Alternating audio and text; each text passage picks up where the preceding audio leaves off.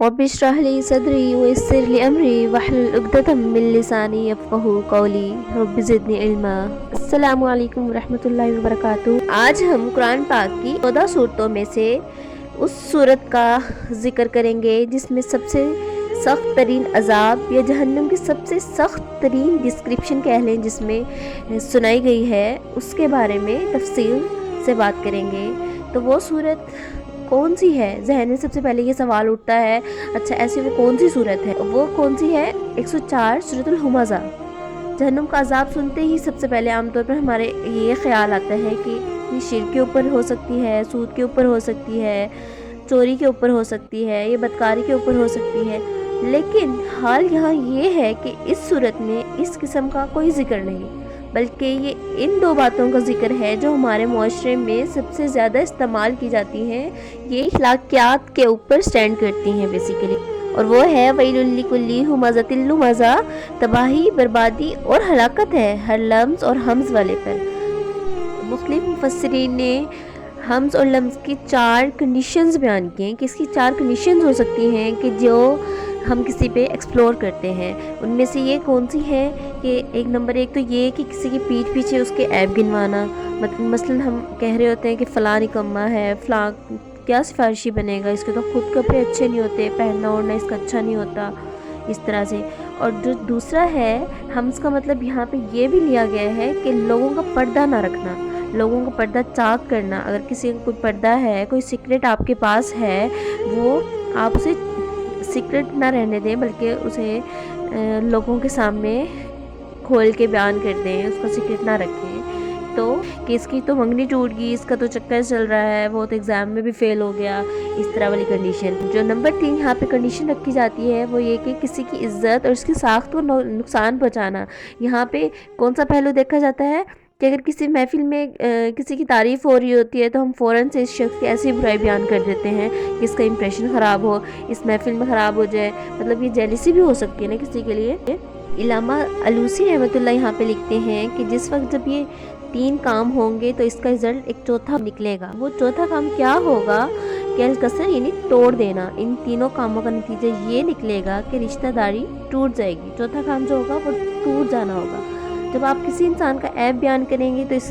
کی کسی بھی بات کا پردہ نہیں رکھیں گے تو ہر وقت اس کا امپریشن خراب کریں گے، اس کا رزلٹ یہی نکلے گا کہ وہ انسان آپ کے ساتھ اٹھنا بیٹھنا چھوڑ دے گا اور اس کا آپس میں رشتہ داری ختم کر دے گا اور اس کا گناہ آپ کے سر آئے گا۔ چنانچہ رسول صلی اللہ علیہ وسلم نے ایسے لوگوں کے بارے میں ارشاد فرمایا، مسلم احمد کے اندر حدیث شریف ہے،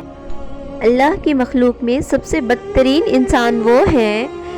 جو لوگوں کی پیٹھ پیچھے ان کی برائیاں بیان کرتے ہیں، ان کی چغلیاں کرتے ہیں اور آپس میں محبت کرنے والوں کے درمیان نفرتیں پیدا کرتے ہیں اور ان کے دلوں کو برا کرتے ہیں ایک دوسرے سے برائیاں کر کر کے، اور بے گناہ اور معصوم لوگوں کو بدنام کرنے کی کوشش کرتے ہیں اور فضول میں ان کی طرف وہ نسبتیں کرتے ہیں جو کام انہوں نے نہیں کیے ہوتے۔ قیامت کے دن اللہ تعالیٰ ان کے چہروں کو کتے کی طرح بنا دے گا، نعوذ باللہ۔ اب باری آتی ہے لمز کی۔ لمز کے بارے میں مفسرین کا کلام تھا کہ 4 کام ایسے جو پیٹھ پیچھے کرنا، لیکن لمز کا معنی یہاں پہ کہ انسان کے روبرو وہ کام اس کے سامنے کرنا کہ بات بات میں اس کو تانے دینا کہ تمہیں تو کچھ آتا ہی نہیں۔ اس کی بھی مختلف کنڈیشنز ہیں کہ کنڈیشن کیا ہو سکتی ہے کہ تمہیں تو کچھ آتا ہی نہیں ہے، تم سے تو خیر کی توقع ہی نہیں کی جا سکتی کہ تم نے کوئی کام ڈھنگ سے کیا ہو۔ دوسری کنڈیشن کیا ہو سکتی ہے کہ اس کو لوگوں کے سامنے ذلیل کرنا۔ نمبر 3 اس کا محفل میں مذاق اڑانا، منہ سے اشاروں پر اس کے ٹانٹ کرنا، اس کی شکل و صورت کا مذاق اڑانا، اس کے کپڑوں کا لباس کا مذاق اڑانا۔ رسول صلی اللہ علیہ وسلم نے اس قسم کے بارے میں ارشاد فرمایا کہ معراج کے موقع پر مجھے ایک قوم دکھائی گئی، ان کے ناخن نوکیلے تانبے کے بنے ہوئے تھے اور وہ اپنے ناخنوں سے اپنا منہ بھی کرید رہے تھے اور اپنے سینے کو بھی نوچ رہے تھے۔ میں نے پوچھا یہ کون لوگ ہیں جو اتنی تکلیف میں ہیں؟ مجھے بتایا گیا یہ آپ کی قوم کے وہ لوگ ہیں جو لوگوں کی پیٹھ پیچھے لوگوں کے عیب بیان کرتے تھے اور لوگوں کی عزت اور آبرو سے کھیلا کرتے تھے۔ اور آج ہمارا کیا حال ہے جب فیملیز گیٹ ٹوگیدر ہوتے ہیں یا فرینڈس اکٹھی ہوتی ہیں واٹس ایپ پہ، فیس بک پہ، سوشل میڈیا پہ، کہیں بھی ہم لوگ ایک دوسرے کا مذاق اڑا رہے ہوتے ہیں اور ہم کہتے ہیں کہ ہم تو سفر کر رہے ہیں اور ہم تو کرکٹ لگا رہے ہیں، تو ہمیں سے اس بات کا بالکل بھی اندازہ نہیں ہوتا کہ ہم اس انسان کا کتنا دل دکھا رہے ہیں، اس کی دل آزاری کر رہے ہیں، اس کا مذاق اڑا رہے ہیں۔ اور جانتے ہیں آپ اگر ایسا کر رہے ہیں تو رسول صلی اللہ علیہ وسلم نے اس کے بارے میں ارشاد فرمایا ہے، ان لوگوں کو جہنم کی ایک وادی میں ڈالا جائے گا جس میں اس وادی کا نام ویل ہے، اور یہ جہنم کی اتنی گرم اور خطرناک وادی ہے کہ جہنم خود اس سے پناہ مانگتی ہے، کہ جہنم 70 دفعہ خود اللہ تعالیٰ سے اس وادی سے پناہ مانگتی ہے کہ اللہ مجھے اس سے پناہ میں رکھ، اور ایسے لوگوں کو اللہ تعالیٰ اس وادی میں ڈالیں گے۔ اور امام رازی اللہ تعالیٰ اس بارے میں لکھتے ہیں، جو ذکر ہوا ہے ویل کا، یہ ویل بد دعائیہ کلمات ہیں، یہ کس کی طرف سے ہیں کہ جس انسان کے بارے میں کہ عزت ساخت کو نقصان پہنچاتے ہیں، اور اس سے جو اس کی دل آزاری ہوتی ہے، اور اس سے جو اس